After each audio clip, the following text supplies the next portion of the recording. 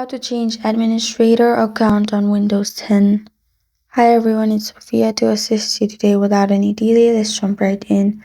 First, go to search bar and search for control panel. In control panel, you'll find user accounts.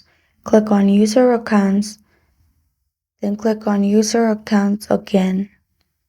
After that, you'll find your user account pop up. In here, click on manage another account. After that, you'll find this kind of screen pop up. From here, you can choose add a user account or simply click on the another user account available.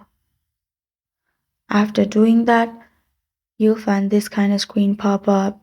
In here, click on change the account type. After that, make sure there's blue dot in administrator. Doing that, you're good to go. That's how you change administrator account on Windows 10.